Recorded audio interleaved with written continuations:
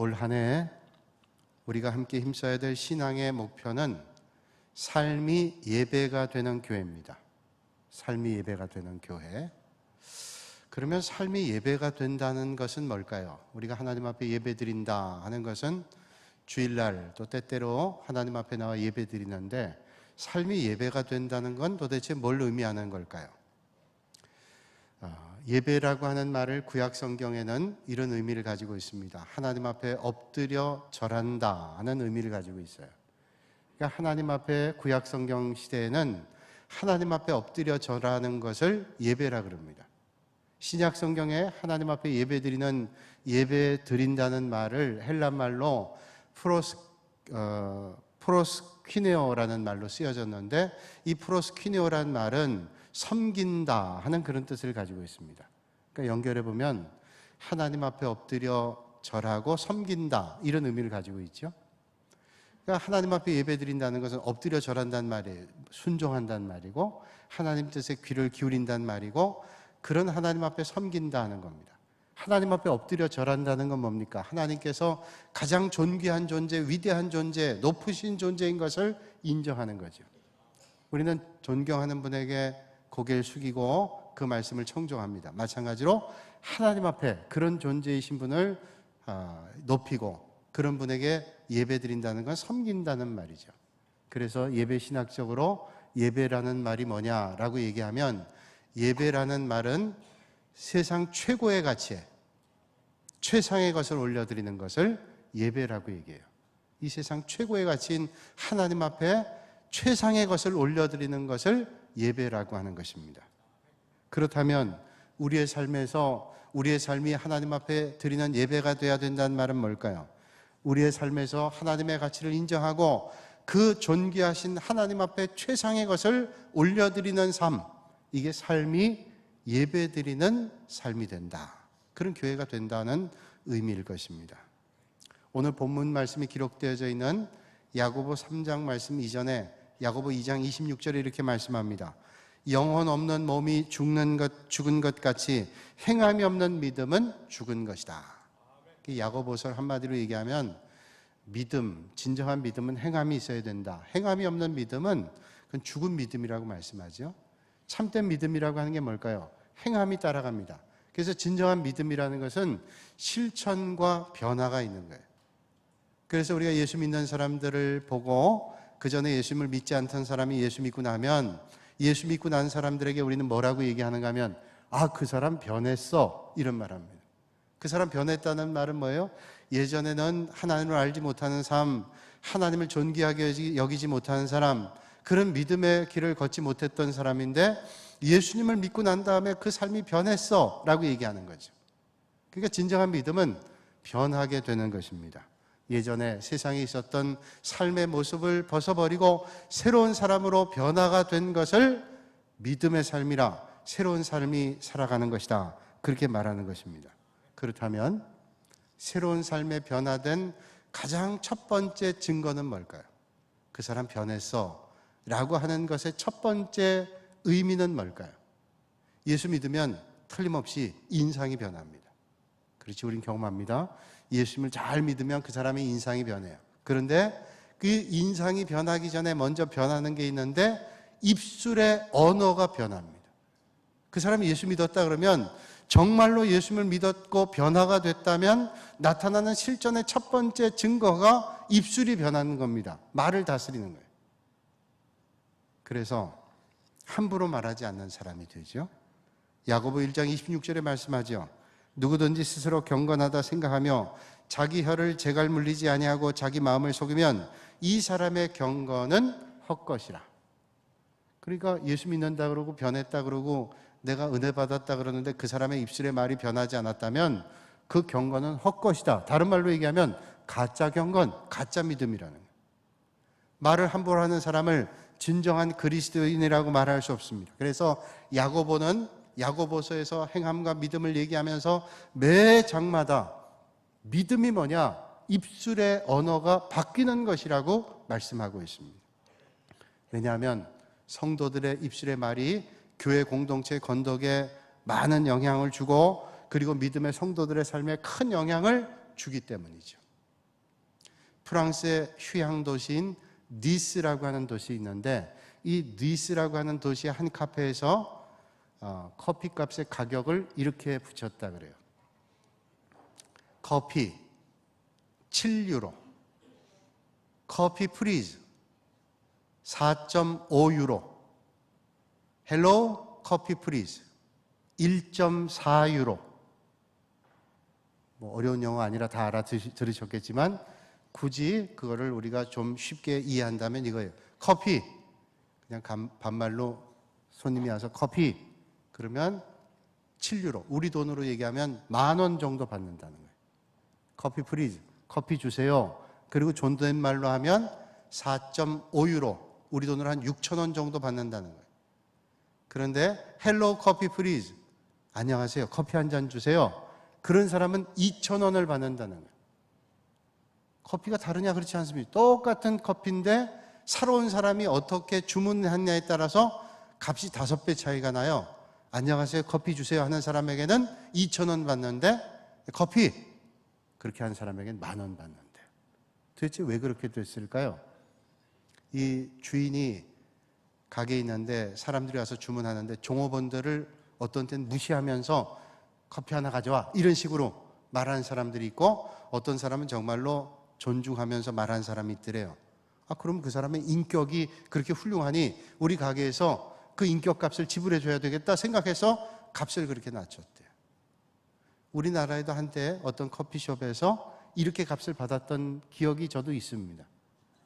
종업원을 그렇게 쉽게 보면 안 된다라고 하는 거죠. 유대교 랍비 문헌에는 이런 말이 있습니다. 화살은 40-50보 거리의 사람을 죽이지만 사람의 혀는 하늘에 입을 두고 땅을 휩쓴다 라는 말이 있어요. 말의 영향력이 얼마나 큰가를 말씀하고 있는 거죠. 중국의 위나라에 옛날에 방총이라고 하는 사람이 있었는데, 주변에 떠오르는 강대에 있던 환단이라는 나라에 이 사람이 인질로 끌려가게 됐습니다. 인질로 끌려갈 때 왕에게 이런 말씀을 나눴다 그래요. 어떤 사람이 저작거리에 호랑이가 나왔다 그러면 왕께서는 믿으시겠습니까? 라고 물었어요. 왕이 대답하죠. 믿을 수가 없지. 저작거리는 사람들이 많은 곳인데 그 마을 한복판에 호랑이가 나왔다? 그거 믿을 수가 없지. 그러세요. 그럼 임금님, 만약에 저작거리에 호랑이가 나왔다고 2사람이 얘기한다면 믿으시겠습니까? 그랬더니 왕이 대답합니다. 그래? 그럼 조금 의심이 가겠는걸? 또 묻습니다. 방총이. 임금님, 만약에 3사람이 저작거리에서 호랑이를 봤다 그러면 임금님께서 믿으시겠습니까? 그랬더니 왕이 대답하죠. 그럼 믿어야 되겠지 라고 얘기했대요. 그러자 방총이 왕에게 이런 말을 했답니다. 저작거리에 호랑이가 나올 가능성이 전혀 없지만 3사람이 그런 소리를 하면 정말로 호랑이가 나온 게 됩니다. 제가 떠난 후에 저에 대해서 이런저런 말을 할 사람이 3사람보다 훨씬 더 많을 텐데 왕께서는 부디 그 말을 귀담아 듣지 마십시오. 저를 신하로 신뢰한다면 저를 믿으셔야 됩니다. 여러분, 우리가 말을 하고 살아갈 수 있다는 건 얼마나 큰 은혜를 받은지 몰라요. 말할 수 있다. 그 얼마나 큰 축복을 받은지 몰라요. 그런데 그 하나님의 큰 축복을 받았는데 그 말 때문에 어떤 사람에게 상처를 줄 수도 있고 그 말 때문에 사람에게 고통을 줄 수도 있습니다. 여러분들이 올 한 해 하는 여러분들의 입술에 담은 말이 어떤 사람에게 축복이 되는 말인지 어떤 사람에게 고통을 주는 말인지를 잘 생각하며 올 한 해를 살아가면 여러분의 삶이 하나님 앞에 온전한 예배를 드리는 복 있는 삶이 되어질 줄로 믿습니다. 그래서 야고보는 매 장마다 입술에 대한 것들을 말씀하고 있어요. 그러면서 오늘 본문 1절을 시작하면서 이렇게 시작하죠. 내 형제들아, 너희는 선생된 우리가 더 큰 심판을 받을 줄 알고 선생이 많이 되지 말라. 이렇게 말씀해요. 선생이 많이 되지 말라. 많은 사람들은 이 성경을 오해하면서 선생이 많이 되지 말라라고 하는 것에 방점을 둔다고 생각하는데 그게 아니에요. 선생이 많이 되지 말란 말이 아닙니다. 선생의 책임감이 그렇게 무겁다는 거예요. 왜냐하면 잘못하면 더 큰 벌을 받을 수 있기 때문에, 더 큰 책임을 물을 수 있기 때문에 선생이 된다는 건 무겁다라고 하는 것을 말씀해 주고 있는 거예요. 이 말은 선생이 필요 없다는 말이 아닙니다. 선생이 없는 세상은 그야말로 정말로 막대 먹은 세상이 될 수 있어요. 선생이 없습니다. 누군가 가르치는 선생님이 있어야 이게 올바로 질서도 있고 규칙이 있어지잖아요. 근데 문제는 선생이라고 하는 지위의 책임이나 중요성을 바로 인식하지 못하고 너도 나도 무작정 선생이 되겠다, 이게 문제라는 거예요. 여러분, 선생님이 얼마나 중요해요. 가르치고 훈련하게 하고 좋은 길 가게 하고. 그런데 이 선생님이 이런 무거운 책임감을 잊어버리고 마치 세상의 어떤 직업처럼 돈을 벌기 위해서 선생이 됐다면 그 선생님도 불행한 것이고 그 선생님에게 배우는 학생들도 불행한 거 아니에요? 그러니까 중요한 건 뭐냐면 이 선생님이 어떤 사명을 가지고 어떤 의식을 가지고 하느냐, 이게 중요하다는 말이죠. 선생이란 말은 그냥 먼저 태어났다고 하는 의미가 아니라 사실은 선생님 가르치는 거죠. 유대교로 얘기하면 랍비입니다. 유대교의 랍비는 많은 사람들이 존경합니다. 왜 존경해요? 가르치는, 그리고 그런 모범을 보여주시는 분이기 때문에 존경하는 거죠. 여러분, 그런 지도자를 존경한다는 것은 참 좋은 일입니다. 존경할 지도자가 있다, 이게 너무 큰 축복이란 말이죠. 그런데 당시 유대인들 가운데는 자신들의 삶이 그렇지 않은데도 불구하고 사람들 위해 군림하고 존경받는다는 이유 때문에 그걸 목적을 가지고 선생이 되려고 하는 사람들이 있었다라는 거예요.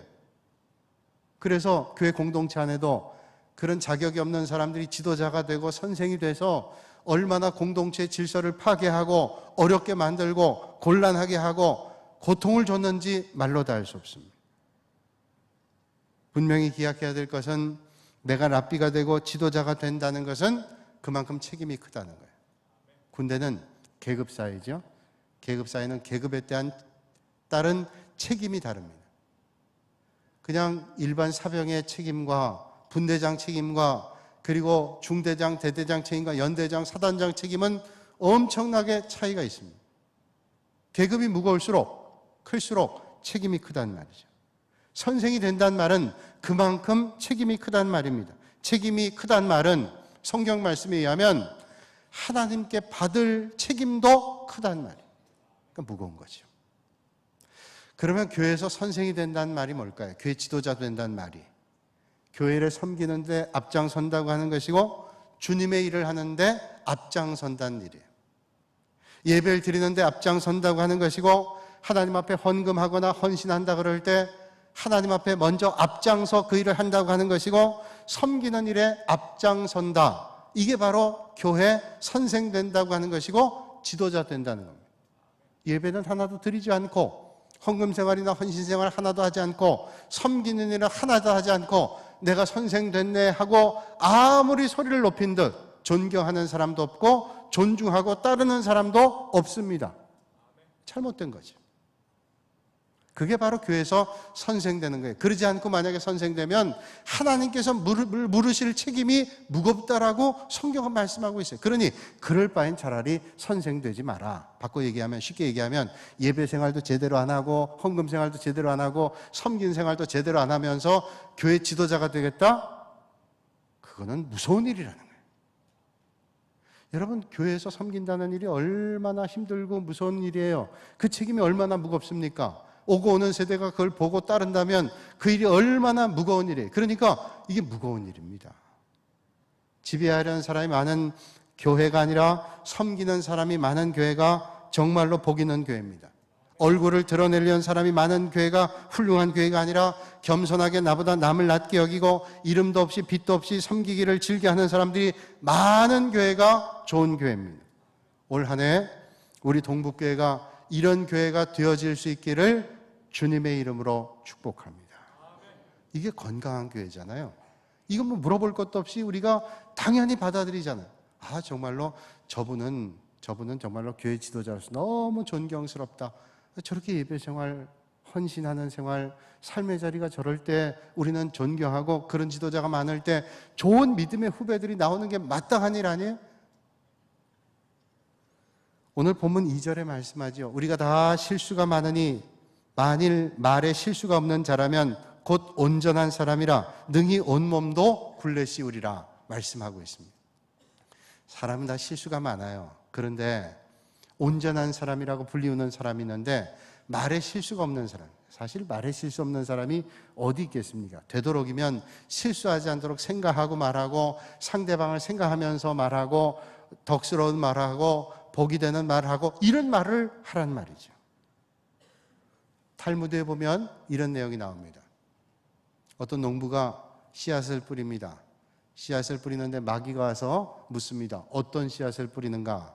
이 농부가 신에 나서 얘기합니다. 나는 지금 이 씨앗을 뿌리는데 이 씨앗이 얼마나 놀라운 씨앗인지, 이게 열매를 자라서 즙을 짜서 먹고 나면 얼마나 마음이 기뻐지는지 모른다고. 즐겁고 신난다고. 이런 내가 씨를 뿌리고 있다고.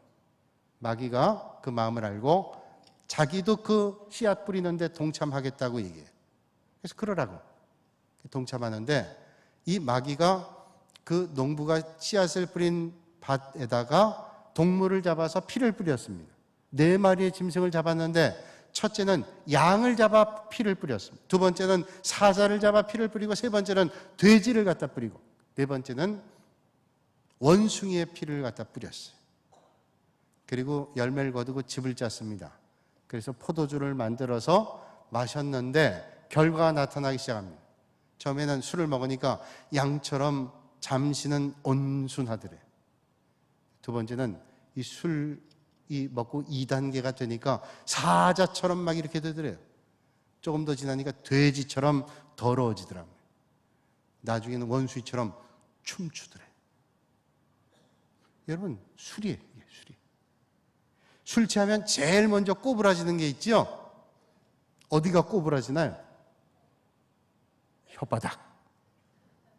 혀가 꼬부라집니다. 그래서 이상한 소리를 하잖아요. 혀가 꼬부라져서. 술 먹으면 혀가 꼬부라집니다. 그 다음에 술 취하면 제일 먼저 풀어지는 게 있는데, 뭐가 풀어져요? 입에 자물쇠가 풀어집니다. 그래서 해서는 안 될 말, 또 지나친 말, 그러면서 술 먹으면 다 얘기합니다. 그래서 입에 자물쇠가 열려서 술술술술 말해요. 그래서 술이에요. 술술술 얘기. 그래서 상대방이 상처 주면서 이게 뭐 그러면서, 저는 술을 안 먹어봤지만 술 먹는 사람 봤거든요. 술 먹다 끝에 가서는 싸우더라고. 그거 왜 그러겠어요? 술 때문에 실수하는 사람 많습니다. 그래서 온전해질 수 없어요. 말 실수하는 거예요. 야고보는 우리가 입을 제어할 수 있으면 온전한 사람이라고 말씀합니다. 이 말은, 온전하다는 말은 내가 죄가 없다는 말이 아니라 성숙해 가는 것이고 건강해 가는 것이에요. 그러니까 오늘 우리가 말을 잘 조절하고 입술을 잘 조절하면 성숙해지는 거예요. 그 사람의 성숙이 어디냐? 말하는 걸 보면 압니다. 얼마나 건강한 말을 하는가, 얼마나 은혜로운 말을 하는가, 그 우리 믿음의 척도를 구분할 수 있죠. 병원에 가서 진찰할 때 보니까요, 의사들이 가끔 입을 벌려보라 그래요. 입을 벌립니다. 그러면 의사가 이렇게 쳐다보기도 하고, 어떤 때는 작은 카메라를 갖다 대고 모니터에다 보이기도, 여기가 보죠? 뭐 때문입니다 라고 얘기를 해요. 왜 입을 벌리라 그럴까요? 입 쪽을 보면 병의 진행을 알 수 있기 때문에. 영적으로도 마찬가지입니다. 입에서 나오는 걸 보면 그 사람의 영적 상태를 알 수가 있습니다.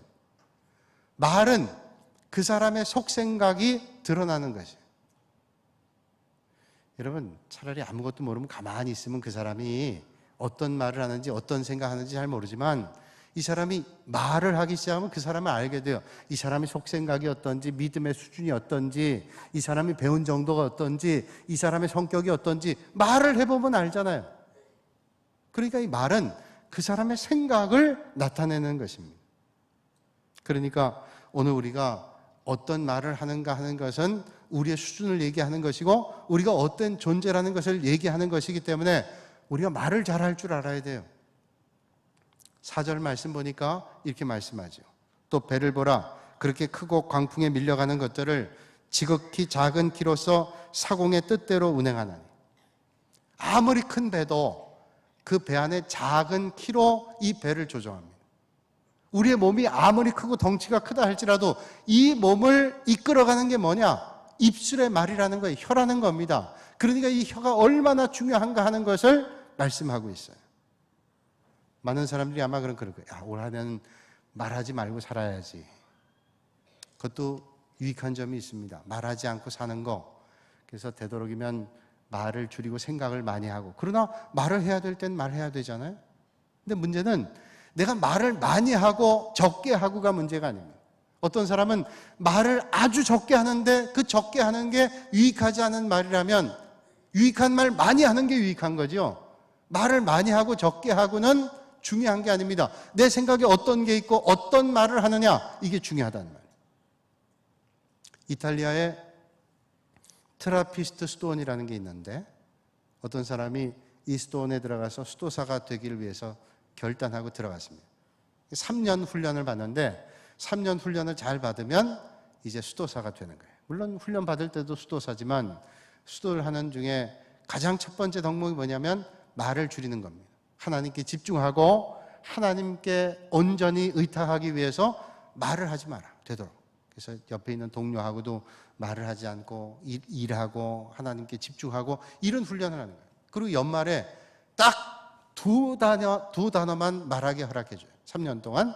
그래서 1년 끝나면 2단어, 2년 끝나면 2단어, 3년 끝나면 2단어만 해요. 1년 동안 훈련 받았습니다. 그리고 마지막 날 2마디의 말을 했는데 이 사람이 이런 말을 했다 그래요. 딱딱하다. 침대. 1년 내내 아마 그가 머물고 있었던 숙소의 침대가 딱딱했던 모양이에요. 그러니까 딱딱하다 침대. 그거 한마디 했어요. 또 1년 동안 침묵했어요. 그리고 1년 뒤에 또 말하는데 이 사람이 2마디 했대요. 차갑다. 밥. 아마 찬밥 줬던 모양이에요. 그리고 드디어 3년째 훈련 받고 끝나면서 이 사람이 얘기했답니다. 와! 끝났다. 그리고 끝냈대. 이제 마지막 심사하는데 수도원장이 이 수도사를 불러 얘기하더랍니다. 자네는 3년 동안 수고 많이 했지만 그 수고가 헛수고네. 자네가 한 말이라고는 덕스러운 말이 하나도 없어. 뭐 유익한 말이? 아무 말도 아니고 그냥 불평하는 말, 원망하는 말, 힘겨웠던 말, 그거밖에 없지 않아? 그 말은 우리가 얼마나 말을 많이 하느냐, 얼마나 말을 적게 하느냐에 중심이 있는 게 아니라 적은 말을 한다 할지라도, 많은 말을 한다 할지라도 그 말이 얼마나 은혜가 되고 덕이 되는 말인가라고 하는 것을 힘써야 된다는 거예요. 사랑하는 여러분, 오늘 여러분은 어떤 말을 하며 살아가고 계십니까? 우리가 살아가면서 감사하는 말을 더 많이 하세요? 원망하는 말, 불평하는 말 더 많이 하세요? 남을 축복하는 말을 더 많이 하세요? 아니면 남을 비난하거나 조롱하거나 고통을 주는 말을 더 많이 하세요? 올 한 해 여러분들은 삶이 예배가 되는 축복의 입술이 돼서 여러분의 삶이 하나님의 영광이 드러나는 그런 삶이 되시기를 주님의 이름으로 부탁드립니다. 고은 목사님이 목자의 고백이란 시에서 이렇게 고백하고 있습니다. 불평하고 있는 동안 난 아직 땅에 살고 있습니다. 감사하고 있는 동안 난 이미 하늘에 삽니다. 방황하고 있는 동안 난 아직 땅에 살고 있습니다. 경배하고 있는 동안 난 이미 하늘에 삽니다. 근심하고 있는 동안 난 아직 땅에 살고 있습니다. 기뻐하고 있는 동안 난 이미 하늘에 살고 있습니다. 이리하여 하늘과 땅은 먼 곳에 있지 않고 내 마음에 있습니다.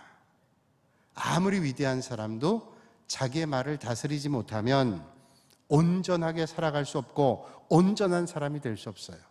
여러분 올 한 해 동안 여러분의 입술에는 하나님의 영광을 드러내고 주의 말씀을 품은 그런 입술들이 다 되실 수 있기를 바랍니다. 어떤 이발사가 자기 기술을 한 제자를 만들어서 좀 전달하고 싶어서 도제를 뒀습니다.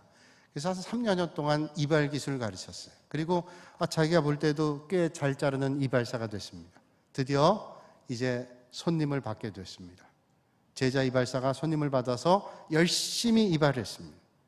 그랬더니 이발했던 손님이 이발하고 돈을 내면서 하는 말이 제 머리가 너무 길지 않아요? 그렇게 얘기했어요. 초보 이발사는 뭐라고 말해야 될지 몰라서 우물쭈물하고 있는데 스승 이발사가 이런 얘기를 합니다. 머리가 너무 짧으면 사람이 경박해 보입니다. 손님에게는 긴 머리가 아주 잘 어울리세요. 그러니까 내 머리가 좀 길지 않아 생각했던 손님이 아주 흡족해서 갔어요. 그리고 두 번째 손님 왔습니다. 이제 두 번째 손님은 머리를 열심히 잘라줬더니 이분이 말하기를 내 머리가 너무 짧은 것 같지 않아요? 라고 얘기하더래요. 초보 이발사가 뭐라고 말할지 몰라 우물쭈물하고 있으니까 또 스승 이발사가 이런 말 하더래요.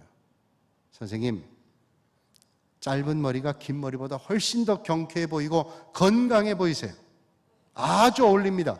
그랬더니 두 번째 그 손님도 아주 흡족해하며 갔어요.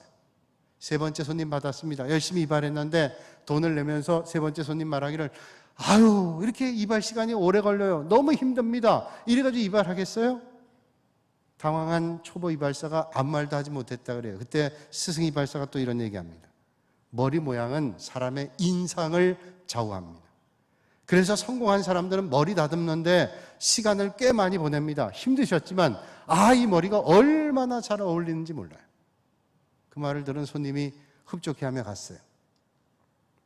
네 번째 손님 왔습니다. 네 번째 손님은 이 초보 이발사의 그 손길을 머리를 자른 걸 보고 아주 마음이 흡족했어요.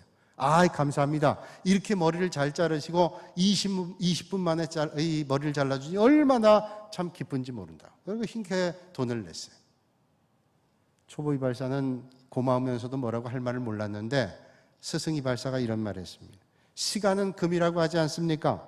손님의 바쁜 시간을 단축했다니 저희들도 기쁩니다. 자주 와주세요. 모두가 흡족했어요. 그날 저녁에 초보 이발사가 스승 이발사에게 물었답니다. 선생님 어떻게 그렇게 말씀 잘하시는지 제가 어떻게 해야 될지 오늘 많이 배웠습니다. 라고 얘기했어요. 그때 스승 이발사가 초보 이발사에게 얘기했답니다. 세상에는 양면성이 있어. 사람이 장점도 있고 단점이 있는데 어떤 손님이 오든지 다 만족할 수는 없어. 그런데 그 사람의 장점을 보고 축복해주면 틀림없이 너도 좋은 이발사가 될 거라고 얘기해 줬대요. 이게 말의 영향력이에요.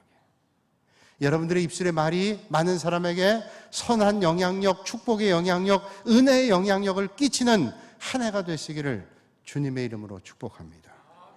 그래서 5절에 불에 대한 얘기를 해요. 얼마나 작은 불이 얼마나 많은 나무를 태우는가. 그렇잖아요. 작은 불이 많은 나무를 태웁니다. 담배꽁초 하나를 가지고 온 숲을 다 태워버릴 수도 있어요. 언젠가 몇 년 전에 뉴스를 보니까 미국 서부에 아주 유명한 공원이 있는데 요세미티라고 하는 곳이죠.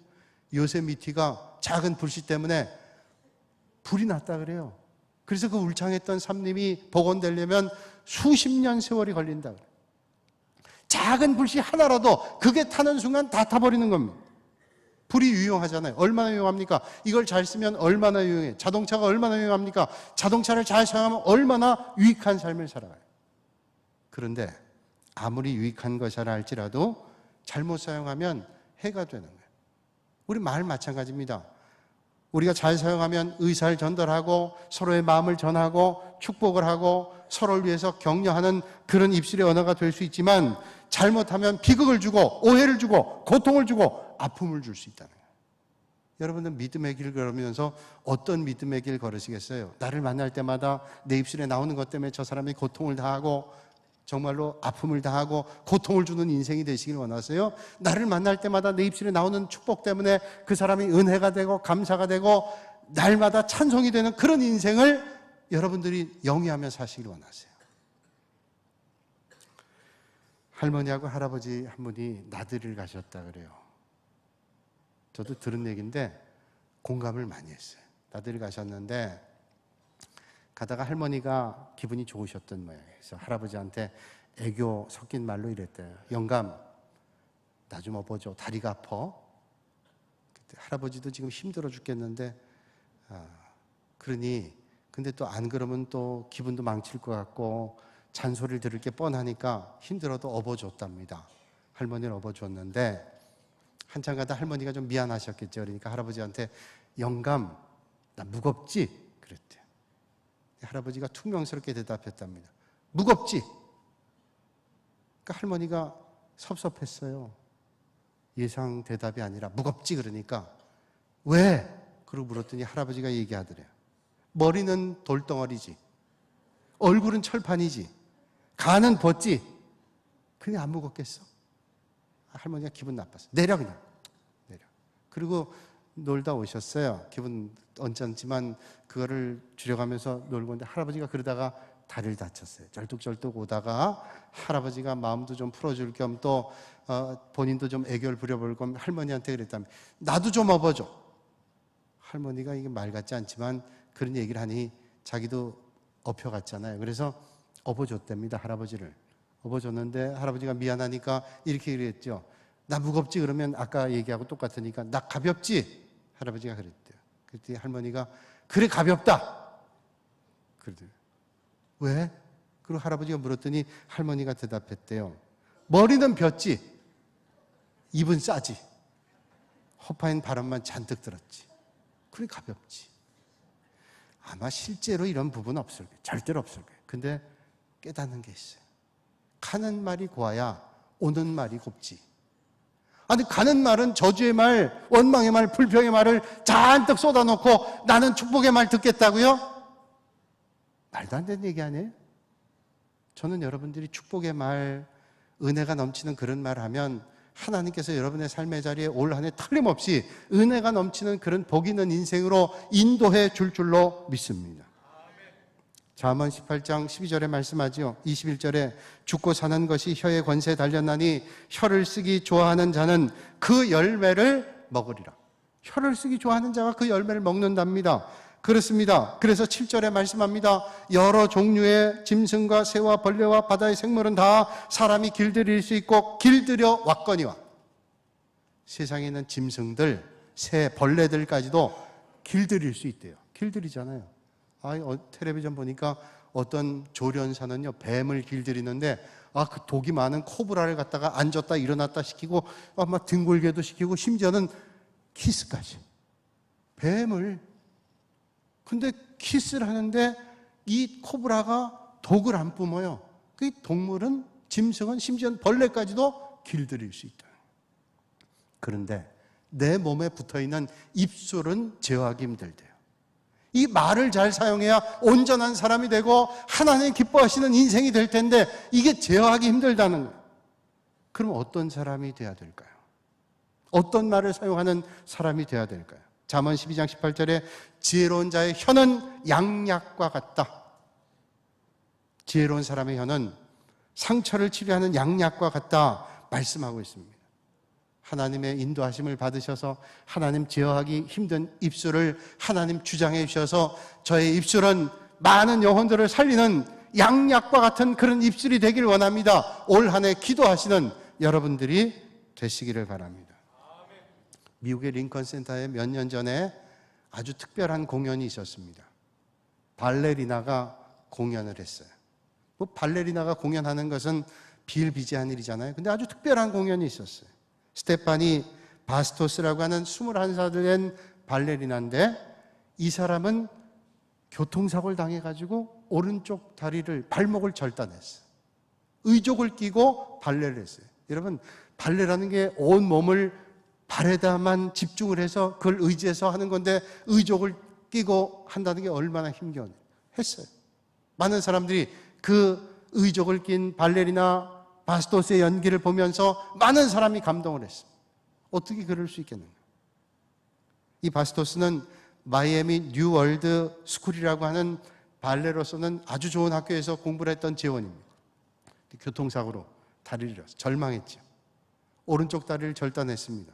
이젠 나는 껍데기 인생이다. 알맹이는 없다. 좌절했습니다. 절망했어요. 도저히 헤어날 길이 없어요. 근데 그 어머니가 지혜로웠어요. 바스토스야, 세상에 유능한 발레리나는 많아. 그러나 너처럼 의족을 끼고 발레하는 사람은 없어. 그러니 한번 도전해봐라. 충분히 할 수 있어. 그 어머니가 격려해 줬어요. 이 딸이 처음에 힘들고 어려웠지만 그래, 이런 고통을 당하는 많은 사람도 있을 거야. 열심히 연습하고 공연을 했어요.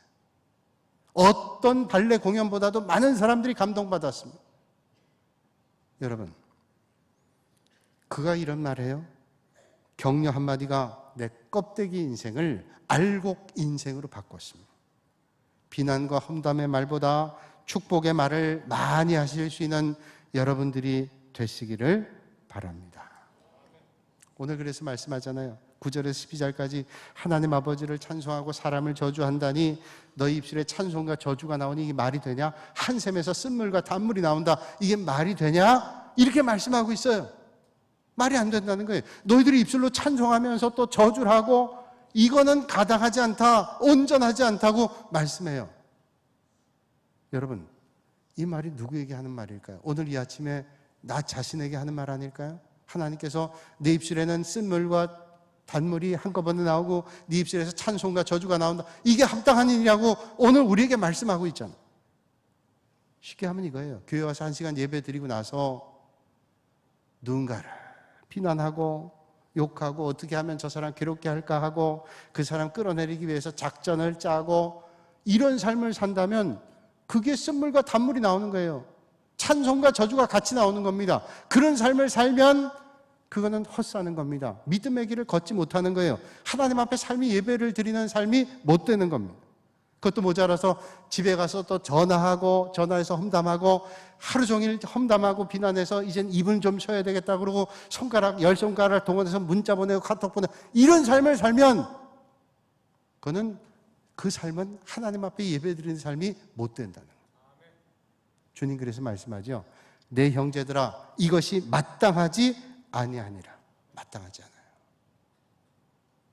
어떤 부인 집사님이 남편을 오랫동안 전도하다가 드디어 남편이 교회에 나오대. 얼마나 기쁜지 감사한지 옆에 남편만 쳐다봐도 너무 기분 좋은 거예요. 예배드리다가 뭔가 얘기하고 싶어가지고 남편한테 이랬답니다. 여보, 오늘 목사님 넥타이 색깔이 어때? 저기 찬양대 김 집사 헤어스타일 어때? 촌스럽지? 그리고 얘기하더래요. 남편이 물끄러미 아내를 보고 있다가 이런 얘기 하더래요. 당신은 예배 드리러 왔어? 평가하러 왔어? 너나 잘하세요. 너나 잘해. 아니 예배 드리는데 하나님께 집중하지 않고 어디에 신경 쓰는 거예요?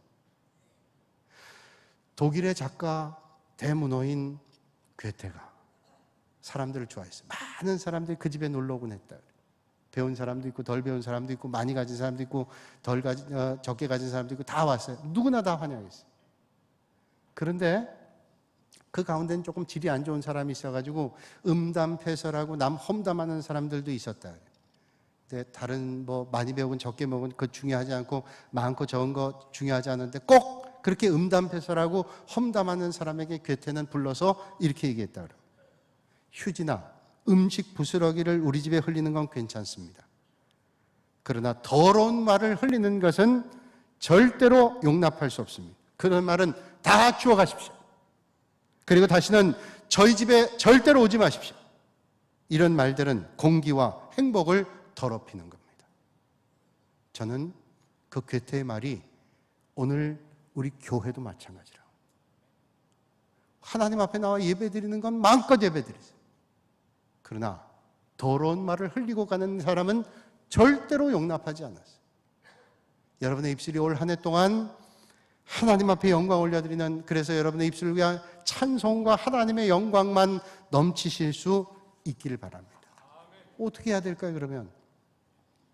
여러분, 말이라는 것은 그냥 입에서만 나오는 게 아니라 생각에서 나와요. 우리의 생각을 바꾸지 않고는 이게 말이 안 변합니다. 그런데 무서운 맹수도 조련이 되고 벌레도 조련이 되는데 입술은 잘 제어가 안 된대요.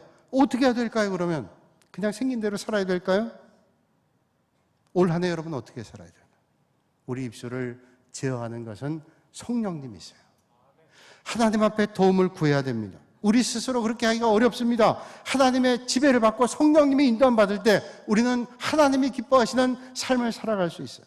매일 아침 여러분 일어나실 때마다 올 한 해 기도하세요. 하나님, 저 입술을 지켜주시고 오늘 제가 비판적이거나 남을 판단하지 않도록 인도하시고 아무 생각 없이 말하지 않게 하시고 하나님께서 내 걸음을 인도하시고 내 입술을 성령님께서 주장하셔서 입술을 열 때 주님을 찬양하는 입술, 내가 입술을 열 때 남을 축복하는 입술 되게 해달라고 기도하세요. 그러면 하나님께서 올 한 해 여러분의 입술을 통하여 많은 영혼들이 축복의 삶이 되고 여러분의 삶의 자리가 하나님의 은혜가 넘치는 삶이 예배가 되는 그런 인생이 되어질 줄로 믿습니다. 저는 컴퓨터 쓸 때 필요 없는 문서들은 쓰레기통에 버려요. 근데 쓰레기통에 버리는데 쓰레기통도 가득 차면 이게 용량이 꽉 차면 컴퓨터가 제대로 돌지 않습니다. 그러면 쓰레기통을 비워줘야 돼요. 우리 영혼에 쓰레기통이 있습니다. 그 쓰레기통을 비워야 돼요. 하나님의 말씀을 채우고 하나님의 은혜가 채워지기 위해서는 쓰레기가 나가야 됩니다. 쓰레기가 가득 차 있으면 하나님의 말씀도 하나님의 은혜도 들어오질 않아요. 때때로 쓰레기통을 비우고 하나님의 말씀을 여러분의 삶에 가득 채우셔서 올 한 해 하나님의 은혜가 넘치는 복 있는 삶이 되시기를 주님의 이름으로 축복합니다. 거룩하신 아버지 하나님, 지나온 한 해 동안도 주님 눈동자같이 돌봐주시고 올 한 해를 시작할 수 있도록 은혜 주신 아버지 하나님, 올 한 해 우리의 삶이 예배가 되는 한 해가 되게 하여 주시옵소서. 우리 입술을 주장하셔서 성령님 인도하셔서 축복의 말, 은혜의 말, 하나님의 영광의 말만 감당하는 저희들이 되게 하여 주시옵소서. 예수님의 이름으로 기도하옵나이다. 아멘.